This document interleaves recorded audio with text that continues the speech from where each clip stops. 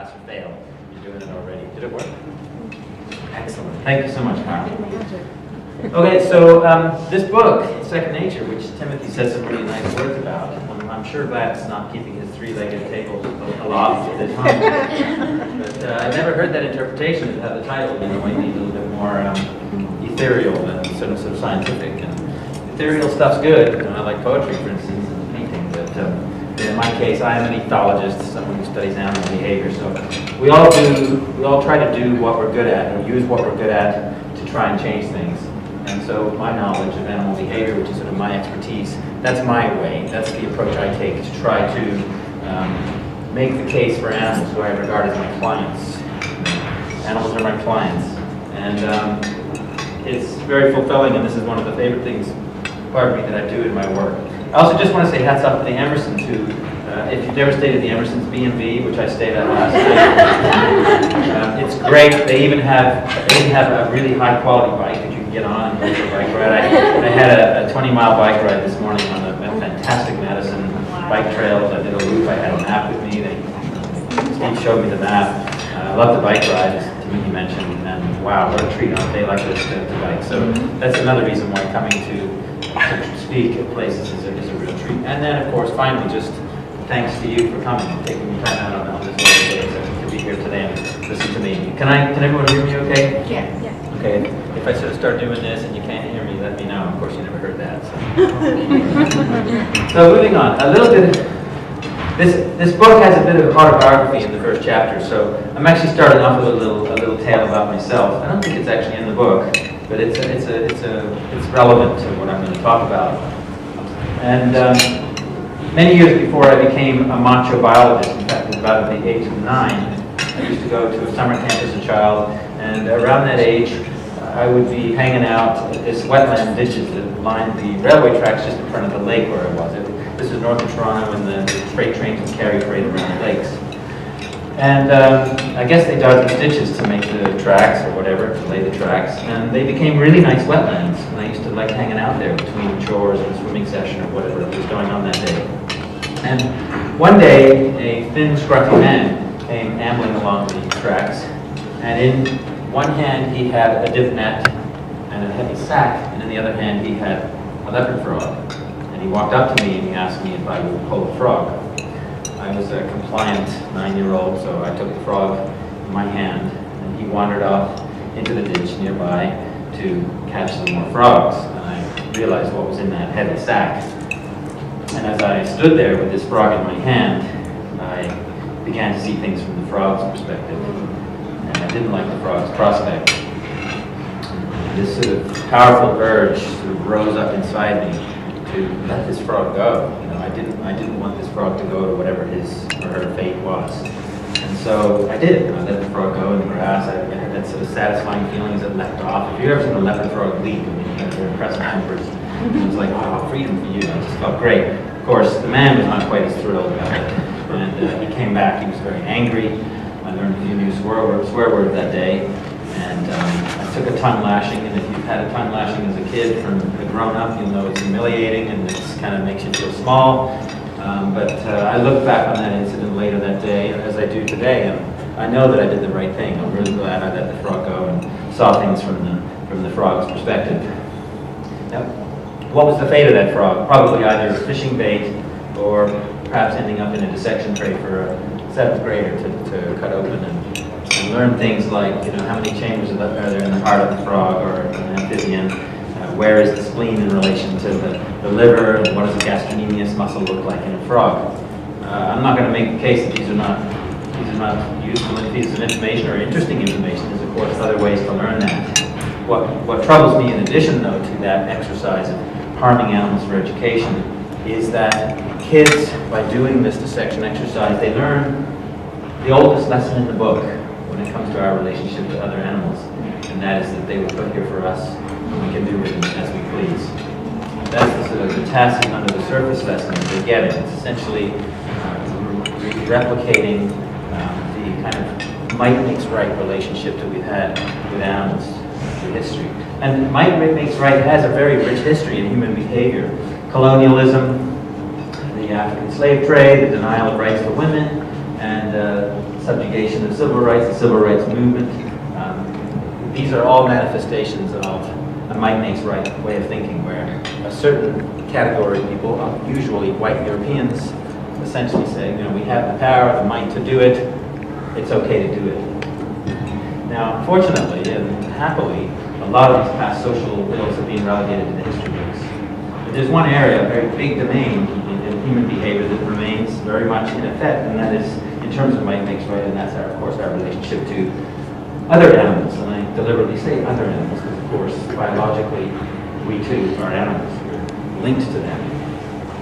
And at this stage in my talk, I usually, but I will not today, go through about 1.5 minutes of a sort of a litany, a very brief litany of some of the many ways that humans exploit and abuse animals. I will go through those slides on Tuesday when I speak at the University of Wisconsin. But this is a lunchtime event. I want people to feel good. Most of my talk is nice pictures of animals. And you'll see that. So, but just suffice to say, there's a lot still wrong with our relationship with animals, that we use and abuse vast numbers of animals.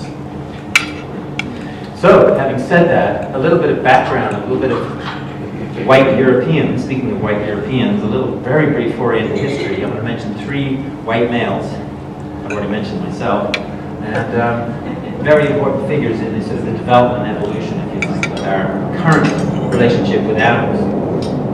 René Descartes' views on animals, the 17th century French mathematician, philosopher, he argued that animals were mere automatons, mindless things that had no feelings and therefore were of no moral consequence. A viewpoint that's quite reviled by those who think that animals deserve much better than we give them today. 200 years later, Charles Darwin came along and did a lot to dispel a lot of what Descartes said, because he showed what really was sort of being looked for a while, and what we've been speculating on. You know, is there a real biological connection between us and all the other animals? And you know, the kind of views that were prevailing during Descartes' time were all created from a creator or a god. While that view is still commonly held by people today, nonetheless, regardless of what your religious views are, Darwin showed that we are biologically connected in flesh and blood to other creatures through our evolutionary history. And I think that did a great deal to bring us closer together to other animals. And I think it's playing a big role in the evolution, the ongoing evolution in our relationship with animals. And then the other one I wanted to mention was a 20th century American biologist named Donald Griffin, who distinguished himself back in 1938 when he was a grad student at Harvard University with a fellow student, discovered echolocation in bats. I should add that the bats had discovered this a considerable time earlier. But, so that was notable, and it was really a technological advance where systems for detecting leaks in pipes could detect ultrasonic sounds, and then lo and behold, whoa, they're making these sounds. And that was a riddle solved, and it was a puzzle that scientists have been trying to resolve for centuries. But really, I think Donald Griffin made a much greater contribution to biology several decades later, when in the 1970s he began to write about what's going on out here. What are animals thinking, and what are they feeling? And he wrote a series of books on the question of animal awareness, animal thinking, and animal minds. And that really started a modern field called cognitive ethology, the study of animal minds, animal thinking. And it's a very legitimate field today. In fact, there's actually a journal called Animal Cognition, a journal dedicated to the study of animal minds. I can tell you through the first half of the 20th century, it was absolutely taboo in the prevailing currents of science to ask questions about what animals are thinking, what animals are feeling. So I have to warn you, there's a little pun coming up here, but I think we can thank the likes of Charles Darwin and Donald Griffin for putting the horse before the cart.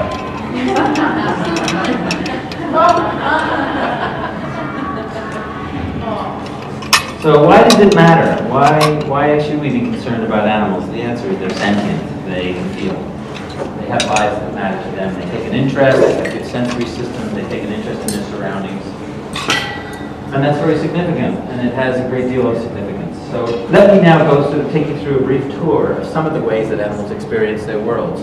Some of the ways are much like we do, most of the ways are much like we do, and I think the power of the kind of inner lives of animals message that I try and convey, and some other scientists try to convey, is the sort of the comparative aspect, where we see them as experiencing their worlds in a way that we experience our worlds. And we're apes, we're anthropoid apes, we can't help being anthropomorphic, we see the world through our various senses, and I think it helps to connect with their senses and relate that way. So perceptions are very pertinent, because how do we experience the world? It's through our senses and our perceptions.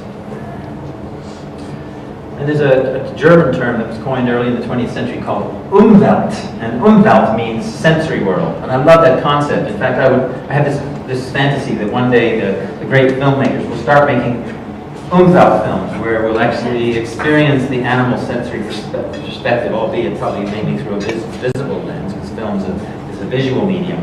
And so, you know, if you're going to do a bird like a rainbow lorikeet, you're going to have two cameras mounted facing out. Their brains, of course, process the information totally differently, but, you know, their eyes are on the side of their head, so it's a very different visual world. You think about how does the brain deal with that?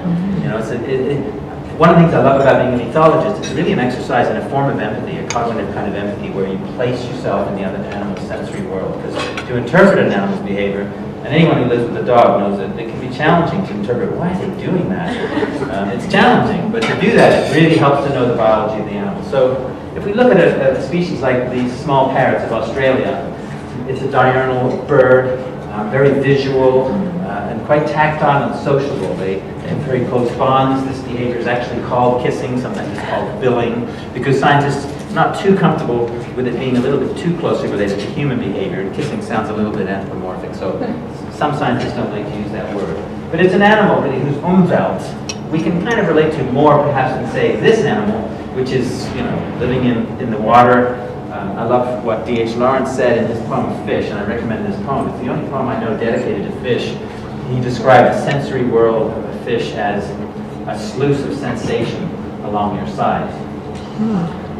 And then he talks about how you're terminally alone. That's not his language, but you swim by yourself. You know, no joining of loins, and he gets really poetic, and it's great stuff. But he just has a way of capturing sort of the senses we may have. When we think of fish, you know, they're cold-blooded, they live in the water, they're sort of alien forms. Timothy mentioned the book that I'm working on, which is, you know, it's an ambitious project. Fishes don't have a lot of friends among humans, and I think they need more, and there's good reasons for that. But really, it's quite remarkable what fishes are capable of doing, and I will touch on that later. But in terms of Umwelt, you know, they have all the basic senses we have. They see, they hear. Fishes do make sounds in the water. They communicate by sound. They also communicate by chemical communication, so they have a sort of an equivalent sense of smell, albeit underwater. And they touch, of course. They can feel things. They have this lateral line, which is a way to a row of specialized cells that allows them to detect changes in water pressure and movement. Very useful. And they taste. They have a sense of taste. They have preferences like other animals do. So they have an Umwelt, but it's a little bit more alien to us than perhaps the birds. And then we have a fellow mammal, in this case a Mexican free-tailed bat. And here's an animal that because they're nocturnal and they echolocate, it's a bit of an alien thing.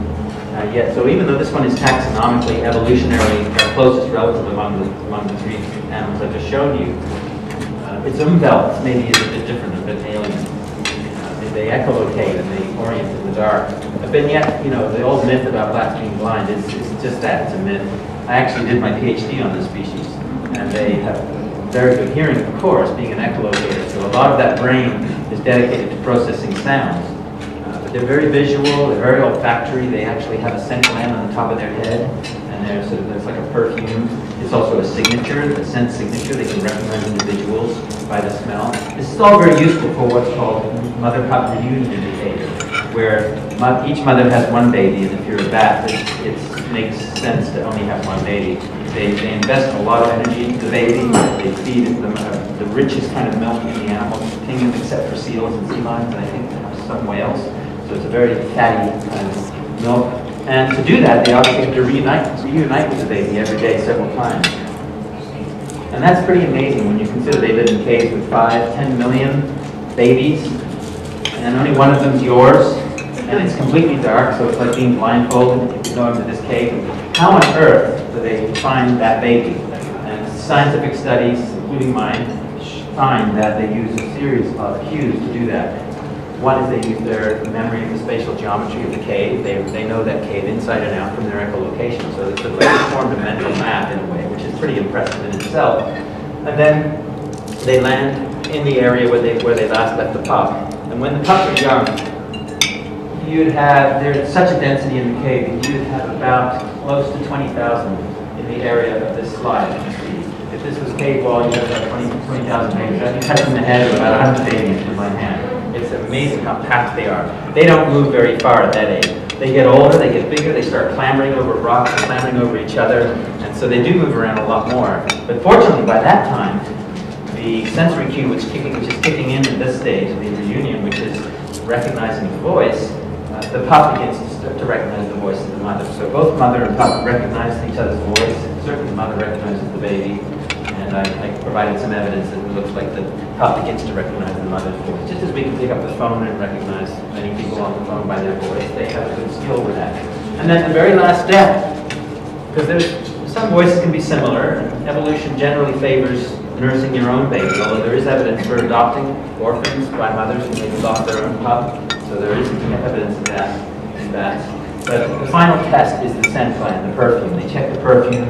If the perfume matches and the voice matches, then they're quite certain it's their own baby and not theirs.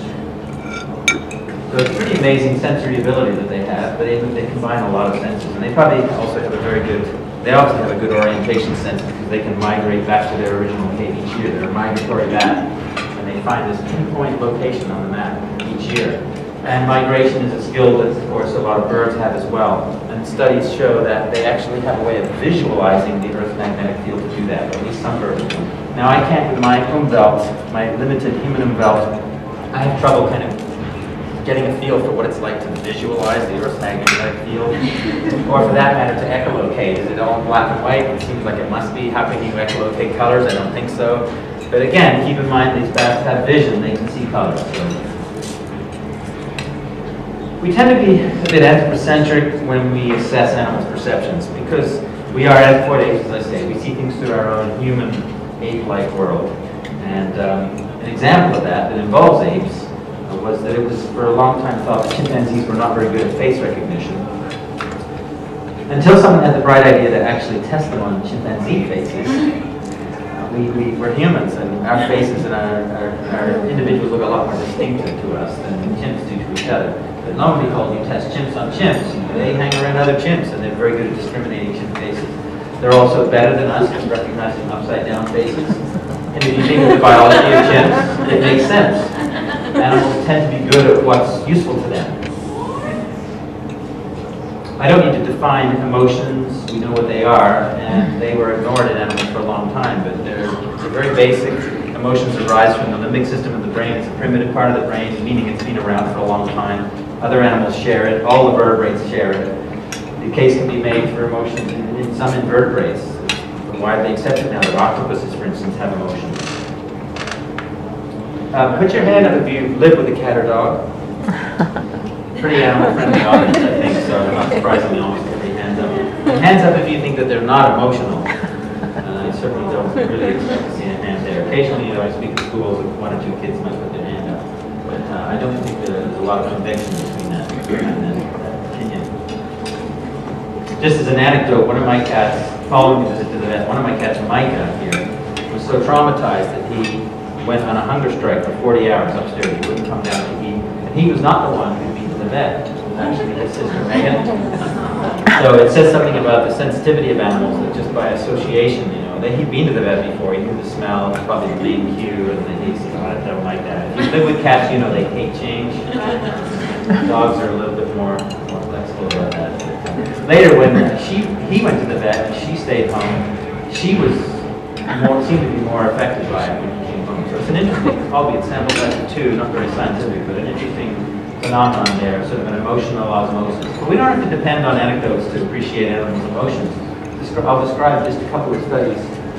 I describe these in more detail in the book, but a couple of studies that undermine the common assumption we make about animals, and that is that they kind of only live in the moment. These are sort of studies that reveal long-term emotional tenors in animals. Studies find that mother baboons who have lost an infant, disease or predation or what have you, They show both behavioral and physiological responses that mirror those of women who've lost a child. We know it's a grievous loss. It's a terrible loss. And the way that's reflected in humans is there's a hormone called glucocorticoid hormones that go up in the bloodstream for about a month. So this sort of seems to reflect that really intense early grief and bereavement and loss that we suffer. And of course, we know that friends and relatives, family members, etc., they also feel the pain. It's not just one person who feels the loss. And studies with baboons show that they also show a similar type of response. Their glucocorticoid hormones go up, and the mother who's lost the infant goes up for about a month significantly and then subsides. And their closest friends, family members, and relatives in the troop, as it's called, in the social community, also show a rise in these hormones, albeit to a lesser degree. So certainly the physiology suggests a similar type of emotional effect. In terms of behavior, we rally around, we offer moral support, we send flowers, bring soup over, things like that. Baboons don't make soup, and as far as I know, they don't send flowers to each other, but they do change their behavior. They increase their social networks by grooming. Grooming is an important social behavior in baboons. It's very important human behavior too. Touch, massages. We know it's very therapeutic for us, and so the interpretation is that it's a form of therapy to ease the pain of the loss. And that's the terminology the scientists use: bereavement, therapy. And these are terms that are historically not being applied to non-human animals.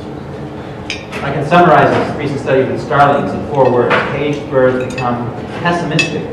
And similar, birds that live in a very enriched environment become have a more optimistic or positive outlook on the world. And there's a clever way of testing that that's being called cognitive bias, and it's being done with pigs and rats and some other species as well. And I think it's really telling that scientists are now applying words like pessimism and optimism to the non-human animal. And starlings, I think we can probably safe to say they're representative of other birds. So if starlings show this pattern of behavior, then it's probably safe to say that crows and hawks and perhaps chickens and other species also have a similar response. And so these studies, the studies like the baboon study and these bird studies, are really undermining this common perception that we have that animals sort of just live in the moment, however they're feeling at that time. It's as if life's a series of sort of snapshots instead of a film that plays out with memory of past events and emotional attachment to those memories and the planning for future things. And the scientific evidence showing that the latter is the case, that these animals, they're living in a much more complex emotional and cognitive world than we used to think they did. That's the approach I take, to try to make the case for animals who I regard as my clients. Animals are my clients. And it's very fulfilling, and this is one of the favorite things, part of me, that I do in my work. I also just want to say hats off to the Emersons, who, if you've ever stayed at the Emersons B&B, which I stayed at last night, it's great. They even have a really high quality bike that you can get on and go for a bike ride. I had a 20-mile bike ride this morning on a fantastic Madison bike trails. I did a loop. I had a map with me. Steve showed me the map. I love the bike ride, as Timothy mentioned, and wow, what a treat on a day like this to bike. So, child, and around that age, I would be hanging out at this wetland ditches that lined the railway tracks just in front of the lake where I was. This is north of Toronto, and the freight trains would carry freight around the lakes. And I guess they dug these ditches to make the tracks or whatever, to lay the tracks, and they became really nice wetlands. And I used to like hanging out there between chores and swimming session or whatever was going on that day. And one day, a thin, scruffy man came ambling along the tracks, and in one hand he had a dip net and a heavy sack, and in the other hand he had a leopard frog. And he walked up to me and he asked me if I would hold a frog. That's another reason why coming to speak at places is a real treat. And then, of course, finally, just thanks to you for coming and taking the time out on this day to be here today and listen to me. Can everyone hear me okay? Yeah. Okay, if I sort of start doing this and you can't hear me, let me know. Of course, you never heard that. So moving on, a little bit.